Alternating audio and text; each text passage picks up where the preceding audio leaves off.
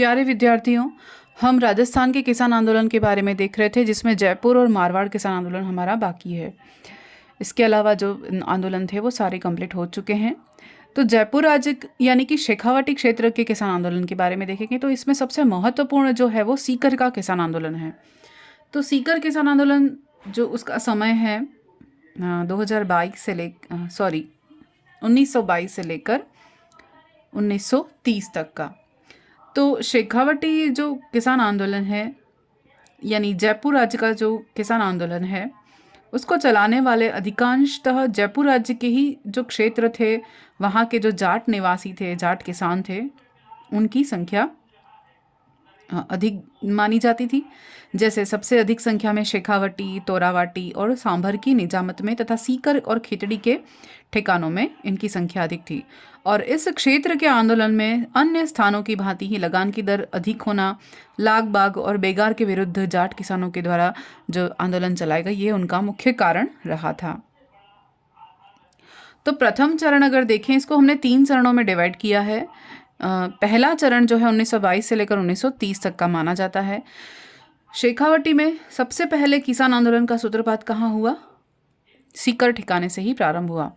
और 1918 में क्या हुआ? सबसे पहले चिरवा सेवा समिति का गठन किया। चिरवा सेवा समिति का गठन हुआ शेखावटी क्षेत्र में 1918 में। इस क्षेत्र की जागीरी भूमि में चारणिया बट की प्रथा प्रचलित थी। चारणिया बट की प्रथा में क्या होता था कि सब भाइयों में भूमि का बराबर बंटवारा किया जाता था। इम्पॉर्टेंट है। इसके अनुसार सभी भाइयों में बराबर बंटवारा होता था और छोटे भाइयों को यानी जागीरदारों को क्या कहा? भूमिया कहा जाता था। बाड़दार, उदकी, ईमानदार कहा जाता था छोटे जमींदारों को या जागीरदारों को।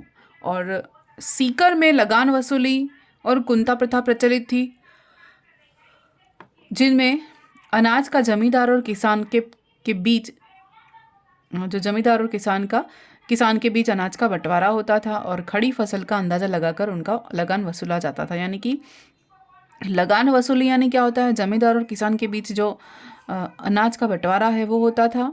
और कुंता प्रथा में क्या होता है कि खड़ी फसल का अनुमान लगाकर, अंदाज़ा लगाकर उसका लगान वसूल किया जाता था। जब सीकर के राव राजा कल्याण सिंह ने 25% से 50% अधिक भू राजस्व वसूल करना आरंभ कर दिया तो वहाँ के किसानों में क्या हुआ? असंतोष उत्पन्न हुआ, क्योंकि लगान की दर बढ़ा दी थी। किसानों ने राम नारायण चौधरी से 23 जनवरी 1925 को आग्रह किया कि वे सीकर आएं और ठिकाने के वरिष्ठ अधिकारी अजीज उर रहमान खान के साथ समझौता किया, लेकिन वे असफल रहे। यानी क्या किया? किसानों ने किससे रिक्वेस्ट की? राम नारायण चौधरी से। कब की? 23 जनवरी 1925 को। सीकर आए भी सही वो, और उन्होंने समझौता करने की कोशिश की वहाँ के ठिकाने के जो वरिष्ठ अधिकारी थे अजीज और रहमान खान उनके साथ, लेकिन ये जो कोशिश थी वो असफल रही। फिर क्या किया? राम नारायण चौधरी और उनके सहयोगी हरि जी ब्रह्मचारी ने पूरे सीकर का दौरा किया और देखा कि क्या समस्या है। लेकिन जयपुर सरकार ने क्या किया? राम नारायण चौधरी और हरि जी ब्रह्मचारी को एक एक करके नोटिस दिया और राज्य से निर्वासित करवा दिया, क्योंकि वे इनके सहयोगी बन रहे थे। इनको इनका नेतृत्व करने या आंदोलन की शुरुआत करना या इन्हें सहयोग देना चाह रहे थे, लेकिन इन्हें जयपुर सरकार ने निर्वासित करवा दिया। कब? राम नारायण चौधरी को तो 11 फरवरी 1925 को और हरि जी ब्रह्मचारी को 6 मार्च 1925 को जयपुर राज्य से निर्वासित करा दिया। तो ये प्रथम चरण। इसमें आगे है कि 18 किसान नेताओं को 4 मार्च 1925 को डोगरा गांव में बिना वारंट के गिरफ्तार कर लिया। तो ये डोगरा गांव वाली घटना भी ध्यान में रखनी है कि यहाँ पर 18 किसान नेताओं को कब? 4 मार्च 1925 को गिरफ्तार कर लिया बिना वारंट के। और लंदन से प्रकाशित होने वाले डेरी हेराल्ड नामक पत्रिका में राम नारायण चौधरी ने लेख लिखे इनसे संबंधित विरोध में। और इंग्लैंड में इनके प्रयासों से हाउस ऑफ कॉमन्स में भी सदस्य जो थे, वहाँ पर पैट्रिक लॉरेंस ने भी किसान या जो सीकर किसान मामले में प्रश्न पूछे।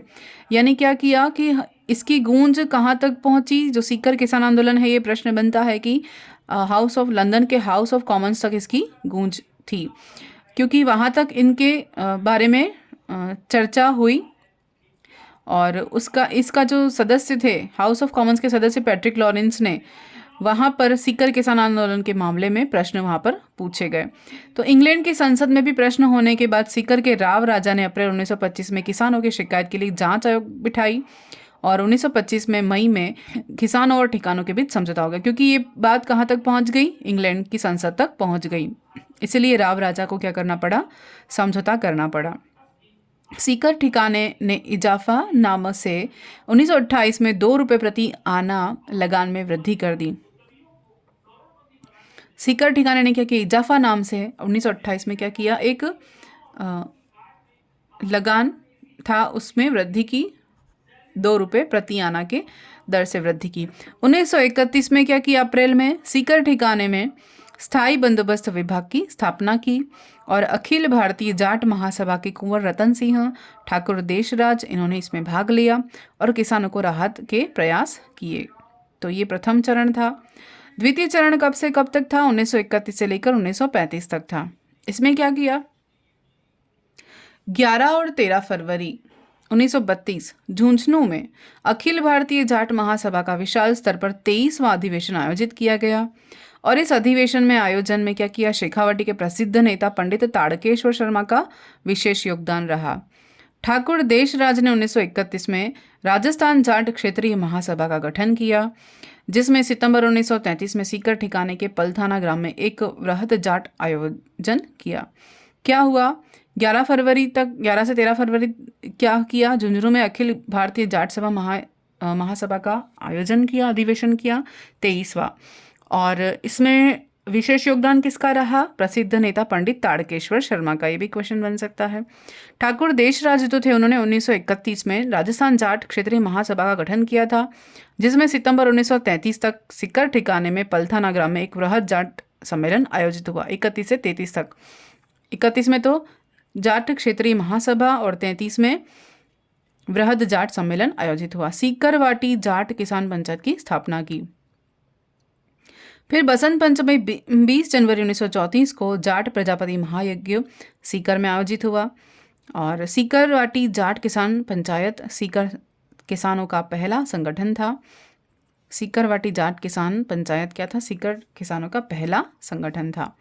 और देवी सिंह बोचलिया को मंत्री नियुक्त किया गया। किसका, इसका सीकरवाटी जाट किसान पंचायत का मंत्री किसे नियुक्त किया गया, देवी सिंह बोचलिया को। इसके बाद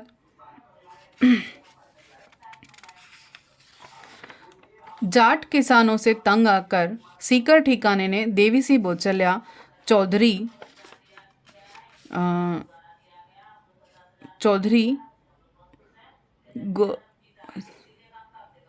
शोभाराम, कटराथल के गोरू सिंह, मास्टर चंद्रभान सिंह को गिरफ्तार कर लिया। क्या किया, जाट किसानों के इस सम्मेलन से और संगठन से तंग आकर इसके मंत्री जो देवी सिंह बोचलिया, उनके साथ चौधरी शोभाराम, कटराथल के गोरू सिंह और मास्टर चंद्रभान सिंह को गिरफ्तार कर लिया। चंद्रभान की गिरफ्तारी के बाद 200 प्रमुख जाट किसानों का एक प्रतिनिधिमंडल, 18 लोग थे, 18 गिरफ्तारी 1934 को की और कुंवर जो थे रतन सिंह के नेतृत्व में जयपुर पहुंचा। जयपुर सरकार के वाइस प्रेसिडेंट सर जॉन विचम से ये मिला। चंद्रभान सिंह की जब गिरफ्तारी हुई तो उनके बाद 200 प्रमुख जाट किसानों का एक प्रतिनिधिमंडल कहाँ पहुंचा, जयपुर पहुंचा। कब, 18 फरवरी 1934 को। कब, किसके नेतृत्व में, कुंवर रतन सिंह के नेतृत्व में पहुंचा। और किससे मिला, जयपुर सरकार के वाइस प्रेसिडेंट सर जॉन विचम से ये मिले। फिर इन अत्याचारों के खिलाफ 7 अप्रैल 1934 को कटराथल में सीकरवाटी जाट किसान पंचायत के नेतृत्व में एक बड़ी सभा हुई और 12 अप्रैल को, 7 अप्रैल को तो बड़ी सभा हुई कटराथल में, 12 अप्रैल को क्या हुआ, पोसाणा ग्राम पर रसवाड़ी ठाकुर व अन्य छोटे ठिकानेदार ने हमला कर दिया और अत्याचार किए। सीहोट के ठाकुर मान सिंह ने सोतिया का वास नामक गांव पर हमला कर दिया। पोसाणा सीहोट कांड की पूरे देश में हत्या की जो है वो निंदा की, यहाँ पर निंदा की, आलोचना की। सीहोट के ठाकुर मान सिंह ने क्या किया, महिलाओं पर भी अत्याचार किया, दुर्व्यवहार किया और इसके विरोध में 25 अप्रैल 1934 को कटराथल नामक स्थान पर श्रीमती किशोरी देवी के नेतृत्व में एक विशाल सम्मेलन आयोजित हुआ, जिसमें कितनी महिलाओं ने भाग लिया? 10,000 जाट महिलाओं ने भाग लिया। तो ये क्वेश्चन बहुत इंपॉर्टेंट है, ये बनता है। अत्याचार किसने किए? ठाकुर मान सिंह ने किए। कहाँ पर किए? सोतिया का वास नामक गांव है, उस पर हमला किया। पोसाणा और सिहोट में हत्याकांड किया, महिलाओं के साथ दुर्व्यवहार किया। ये सब किया कब? 12 अप्रैल। और 25 अप्रैल को इसका विरोध करने के लिए कौन इकट्ठा हुआ? श्रीमती किशोरी देवी के नेतृत्व में 10,000 जाट महिलाएं एकत्रित हुई कटराथल नामक स्थान पर। अब यहाँ पर क्या हुआ? इस सम्मेलन की अध्यक्षता किसने की? श्रीमती किशोरी देवी ने की। और धर्मपत्नी किसकी थी? सरदार हरलाल की थी ये। और इनमें भाग लेने वाली महिलाओं में प्रमुख कौन कौन थी? श्रीमती दुर्गा देवी, श्रीमती फूला देवी और रमा देवी थी। ठाकुर देशराज की पत्नी श्रीमती उत्तमा देवी के ओजस्वी भाषण ने महिलाओं में साहस और निर्भयता का संचार कर दिया। ठाकुर देशराज की पत्नी कौन? उत्तमा देवी ने भाषण दिया। और 1934 में सीकर ठिकाने में किसानों का लगानबंदी आंदोलन शुरू हो गया। जयपुर सरकार के कैप्टन AWT वेब के साथ 23 अगस्त 1934 को जाट नेताओं ने समझौता किया और इनकी लगभग 12 लागतें समाप्त की।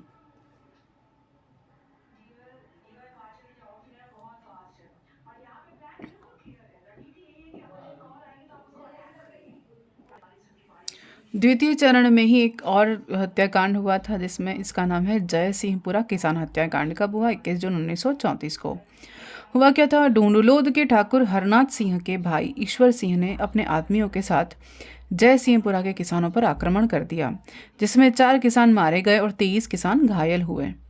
ठाकुर देशराज के आह्वान पर 21 जुलाई 1934 को संपूर्ण जयपुर रियासत में जय सिंहपुरा शहीद दिवस मनाया गया। तो ये कब मनाया गया? 21 जुलाई 1934 को।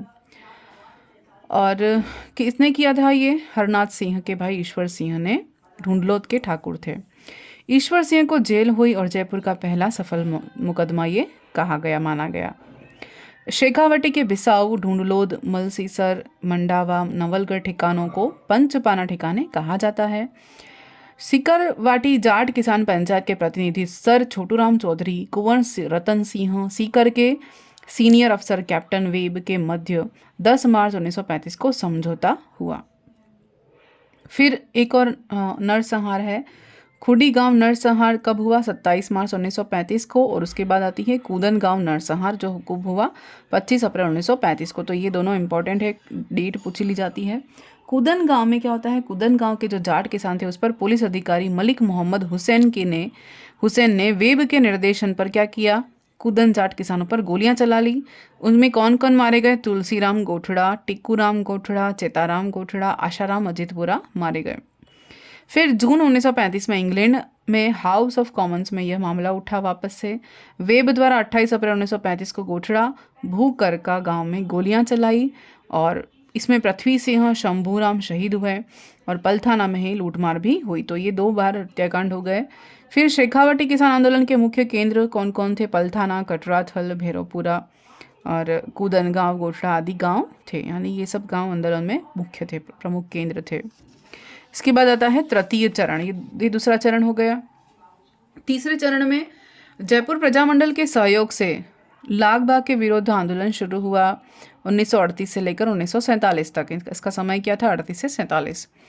फिर इस कारण किसानों के मुख्य नेता जो थे सरदार हरलाल सिंह, ताड़केश्वर शर्मा, लादूराम चौधरी, सेठ जमनालाल बजाज, इन सभी को क्या किया? गिरफ्तार कर लिया, क्योंकि आंदोलन के नेता थे, नेतृत्व कर रहे थे हरलाल, ताड़केश्वर शर्मा, लादूराम चौधरी, जमनालाल बजाज।